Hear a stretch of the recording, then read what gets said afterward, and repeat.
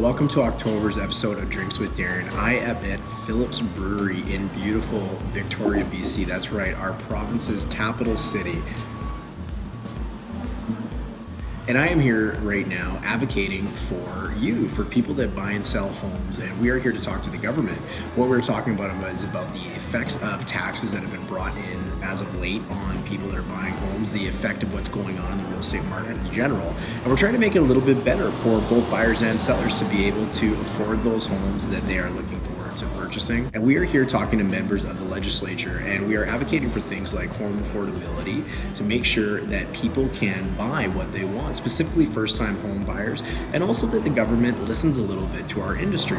We certainly have the inside scoop on a lot of things that are happening out there in the real estate market, and we could be such a value to the government. So we're really hoping that they will listen to us and at least take some advice or some recommendations that we take back to help make it better for everybody. Listen to me. Now, with that being said, we got some really cool things we're going to talk about. The first of which is relating back to what we talked about on last month's episode of Drinks with Darin, and that is the legalization of marijuana, which is obviously happening by now. Now, I'm not going to go into the full details of everything that is happening with that. However, there is a great link below this video to a blog that I've written with really quick, to the point information that I think three groups of people really need to know. That is people that own property, people that rent property, or people that rent out property, being landlords. So please do yourself a favor if you fit in one of those categories and take a look at the blog. I hope you like it, and please share it because I think it's very valuable to a lot of people. The biggest news, of course, outside of the legalization of marijuana is what has happened lately with the rental increases and the change by the BC government. Just 3 weeks after the Rental Housing Task Force announced that a 4.5% rate increase was available to landlords to enforce on their tenants for the upcoming year, the BC government saw an issue with this and has made a considerable change to the way that it is calculated. And that effectively is cutting that rate from 4.5% down to 2.5% and allowing any rate increases moving forward to only move forward at the rate of inflation, which is a big difference from years past. And that is cutting next year's allowable rate increase from 4.5 to 2.5, which is a large, significant difference from what has been the calculation in the past. Now, there is two very, very interesting sides to this argument. I'm not going to get into which is right and which is wrong, but I would be interested in your guys' feedback as consumers of real estate out there as to what you think this is going to, or how this is going to affect you as either a landlord or a tenant. This old town's dry, headed to the county line. Now, clearly I've forgotten one of the most important parts about Drinks with Darin, to let you know where I am, which I've done, but I have not let you know what I'm going to be enjoying today. See this beautiful color right there? You're beautiful. Well, this is my first spiced pumpkin ale of the year. It's called the Crooked Tooth Spiced Pumpkin Ale. It's only going to be around for a little bit. And because I'm not in my hometown, I did find Phillips Brewery, which is a beautiful and amazing brewery located in Victoria, to come and enjoy this episode of Drinks with Darin with you guys. So let's give it a try and see how it tastes.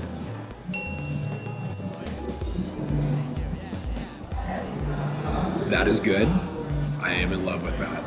One more.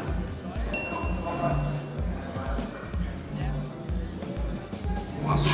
Mother trucker, dude. So we're going to try and keep this episode of Drinks with Darin fairly short, so we're going to jump right into statistics and get you on your way. So big changes in the real estate market as of late, and I'm sure you're not immune to seeing a lot more for sale signs in your neighborhood with less and less sold stickers on it. And that is exactly what is happening. So when we look at apartments and what is happening with the apartments, it's pretty straightforward. Last month in the Fraser Valley, we saw a decrease of the average benchmark price of about 1%. So that means the average price of an apartment in the Fraser Valley went down about 1% last month. In the last 3 months, we saw a decrease of 3.25%. So we've seen a little bit of a softening in the apartment condominium market in the Fraser Valley. Now, townhomes are no different. They're following a very similar pattern to the apartment condominium market. Last month, we saw a decrease in the value of the average benchmark property in the Fraser Valley of minus about 0.5%, 0.4 to be correct. In the last 3 months, we've seen a decrease of 2.13% in townhomes in the Fraser Valley. And of course, leaving us with detached homes. Last month, detached homes saw a decrease of almost 2%. Same thing is happening to detached homes currently in the marketplace. In the last 3 months, we've seen a decrease of 3.3%. So all in all of our products seem to be going down a little bit from where they previously were. Now, there's a lot of statistics that are out there, of course, in the media. There's year-over-year statistics, which still look like the bulk of our inventory has gone up in value, which is accurate. This is more short-term information that we're sharing with you today, just so you can know what a kind of piece-by-piece, month-by-month overview of what your investment is doing. Now we're going to get into the mailbag section of Drinks with Darin, and this month's question was an excellent one. This month's question related to the so-called dirty money aspect that you're seeing in the news, the money laundering in BC real estate. And I'm going to get to the point of it really quick. There was a report by a gentleman named Mr. Perrin, and Mr. Perrin showed us, and what he said in the report was a number of about $100 million have been put into BC real estate, and that's considered dirty money. So what the really interesting thing about this is how big of a problem is that in BC real estate. And one thing that was failed to bring forward, or be brought forward rather, by the media was the fact that that number is over 10 years. So there is dirty money in real estate is what this report is saying, and that was $100 million over the course of 10 years. Now, over the course of 10 years, $100 million, we know the average price of a detached home in the Fraser Valley floats in and around about $1 million. So over 10 years, we're talking about 10 properties every year with dirty money. And that's not to put down the importance of the dirty money potentially going into real estate. What that is to show is there's maybe not as big of an issue as what the government, or rather what the media might be suggesting. So what do we as realtors do? And you've all been through this if you've ever purchased a home. We ID our clients. We have to track where we think the funds are coming from. We have to monitor and report any suspicious activities that we deem our clients do. And this happens with every real estate transaction. That's just not limited to me. That's not limited to somebody in our community. That's not limited to somebody just in Canada. That happens in different countries all over the world. And this is something as a real estate professional we have to do. And this is what we are doing among lawyers and mortgage brokers and other industries to try and help fight this dirty money idea in real estate. But that's a little bit about the reality with it, and great question.